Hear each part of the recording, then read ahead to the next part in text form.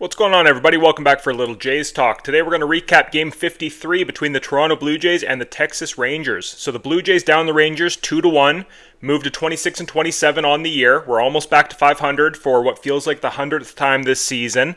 Going into this game, you've got Kevin Gausman against Jacob DeGrom, so you're expecting a well-pitched game, and that is pretty much what we got.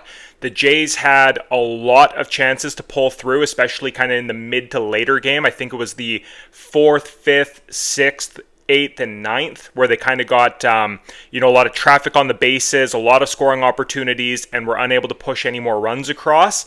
But they ultimately got the job done, so it didn't come back to bite them in this one. So let's get into the recap here. Jacob DeGrom, like I say, on the mound for Texas, gets Bo Bichette to line out, Guerrero Jr. to line out right away, so 2 up, 2 down, and then Dalton Varsho steps up and takes him deep on a slider that was left middle low, and he golfs it out to right field, 374 feet. Great for Dalton Varsho. He continues to be hot, making it 1-0 Blue Jays before Kirky flies out to end the top of the first. Gausman's in cruise control, and so is DeGrom up until the second, third, fourth innings. Like I say, in the fourth, we come back out. Guerrero Jr. singles to left field. Varsho hits a ground rule double, so you've got second and third to lead off that inning. You're expecting to tack onto the 1-0 lead. Kirk hits a sac fly, which is exactly what you want. Varsho moves up to third. Guerrero scores. 2-0 Blue Jays, feeling good. Santander grounds into a fielder's choice, and Varsho, they had that contact play on again, and Santander absolutely roped the ball directly at the first baseman. They make a nice stop, throw it home, get Varsho out by a mile. There was no contest there. Santander gets safe at first, but it really kills the scoring opportunity. Barger then singles out to center field, and Santander moves up to second before Ernie Clement flies out. So yeah, really unfortunate there, hitting an absolute liner on the ground right at the first baseman. Ultimately costs us a run by sending that runner, but you play the odds there, and it just hasn't been going in our favor lately. To come out to the bottom of the fourth, Smith grounds out, and then Wyatt Langford takes Gausman deep, 373 feet to left field on a four-seam fastball. He got a hold of this one. This one was an absolute rope. So Langford is a very good hitter. You hate to see it, but yeah, he's a very talented player, and he did not miss on a Kevin Gausman fastball there. Young then strikes out, and Berger grounds out to end the inning. So we're now 2-1 Blue Jays through 4. And again in the fifth, like I said, we had more scoring chances as Stefanik flies out to start the inning, but Nathan Lucas walks and Bo Bichette walks. And Vladimir Guerrero Jr. then lines out, and Dalton Varsho grounds out. So you have first and second with 1 out, and Guerrero Jr. and Varsho are unable to get anything done. Now, I'd like to take a quick pause here through 5. DeGrom's been around for about a decade now, and this was actually the first start in which he did not record a strikeout. So it was very interesting that we were able to, first of all, not strike out on a pitcher with the stuff Jacob DeGrom has, but we were also able to work his pitch count enough to get him out after 5 1/3 innings. So that's a pretty rare combination there. Normally, when a pitcher has a high pitch count, they're either getting absolutely shelled or they're getting a lot of strikeouts and just not being that efficient. It was kind of both, where we were getting a lot of base runners, we weren't getting many runs, but we also were not striking out at all, and we were able to run his pitch count up. I think he had 82 or 83 pitches through 5 1/3, and we ended up chasing him from the game. So a bit of a bizarre game there, but yeah, I just found that interesting that was the first start that Jacob DeGrom did not record a strikeout in his career. Bottom of 5, Gausman gets into a little bit of trouble here. Jonah Heim singles to right to start off the inning. Osuna then singles to center. So you have first and second, no out. Garcia strikes out. Semien flies out, and then Haggerty strikes out. So he does a really good job at keeping it 2-1 through 5. And in the 6th, we get a little bit more traffic on the bases and chase DeGrom. As Kirky leads off with a single, Santander flies out to the shortstop. They pull DeGrom, go to Webb. Barger then doubles, making it second and third. That elite Kirky speed probably costs us a run there, but you take the good with the bad with a player like that. Kirky's been very good for us this year, so we won't harp on it too much. Clement then flies out to right, and Stefanik grounds out. So again, you've got 2 guys on, second and third, 1 out. Clement and Stefanik this time don't come through after Vladdy and Varsho didn't come through the previous time. Gausman's still cooking in the 6th. He goes 3 up, 3 down. And the bullpen, Hobie Milner, comes in for Texas, and he has a 3 up, 3 down in the top of 7. Gausman's still going strong as he finishes the 7th off strong himself. Milner back out for the 8th, and we get to him a little bit here as Varsho bunt single to first. Varsho loves to do the left-on-left bunts, and he's very, very good at it. It's an underrated part of his game. He's very, very good at doing those left-on-left bunts.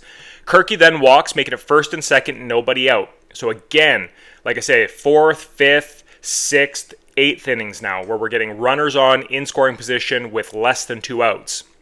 Santander lines out to right, Barger strikes out looking, Clement grounds into a fielder's choice. So kind of a new cast of characters there, not coming through in the clutch. Not what you want to see. Gausman still cruising through 8, 3 up, 3 down. Wynn comes in to pitch for Texas. Stefanik walks. Straw bunts him over to second, which I agreed with Bichette and Guerrero coming up. You're hoping that one of them can at least come through with a single. So keeping them out of double plays and making it so that a single scores the run, in my opinion, is the right thing to do there. Bichette then grounds out to third base. He flailed at a slider that was low and away, had no business really swinging at it. Bit of a frustrating at-bat there for him. He took a sinker right down the middle and then swings at a bad slider on the outside corner and does nothing with it. And then Guerrero Jr. did the most Guerrero Jr. thing ever. He gets a 95-mile-an-hour sinker and sends it back out at about 115 miles an hour. I don't know what the actual mileage was on it, but it was the exit velo was very high. He smoked this thing directly at the center fielder.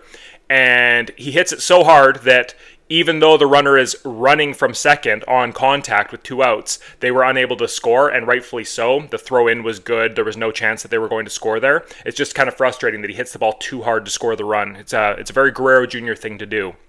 Varsho then flies out to left field, ending our scoring opportunity in the 9th.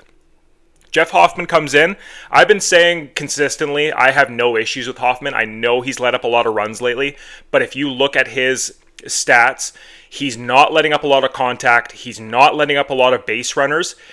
Every single base runner this guy lets on comes in with a home run. It's been insane. It's been unsustainably unlucky. And obviously he's the one making the pitches, but it's just one of those things where such a high percentage of his fly balls going for home runs it just doesn't play out over the course of a year. So I believe he had a rough patch, but I'm not worried about him moving forward. Anyways, he comes in and gets 3 flyouts here. Langford, Young, and Berger all to fly out, ending the bottom of the 9th, and the 2-1 Blue Jays victory. So what I will do here now is I will bring up the box score. And we'll have a look here. So Bo Bichette continues to struggle. He's gone quite cold lately. Vladdy goes 2 for 5. Varsho 3 for 5. Had a great game with the bunt single, and he hits for power. He got a double. He's been surprisingly effective offensively. He's kind of playing up to that ceiling that we all thought he had in Arizona.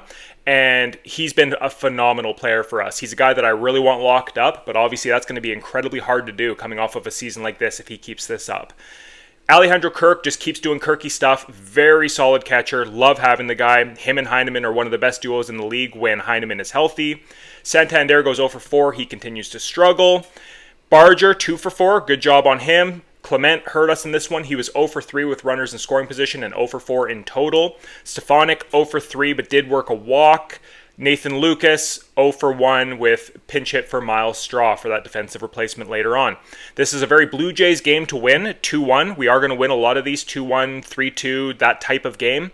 We're not built to be the offensive explosion team, and we're built to pitch and play defense. So if you like this type of ball, you're in luck. We're probably going to see a fair bit more of it this year. And if you hate pitching and defense, well, this is going to be a slow season for you. Anyways, we'll go over to the pitching side of things. And there's not much to show you, as Kevin Gausman and Jeff Hoffman were the only 2 guys that pitched. Gausman gives up 5 hits, 6 Ks, throws 96 pitches, 8 innings, perfect, gave the bullpen essentially a day off. And Jeff Hoffman comes in and gets 3 quick flyouts on 13 pitches. So, great stuff all around. Anyways, you guys watch the game? Let me know your thoughts below, alright? Drop a comment. We'll talk to you guys later. Have a good one.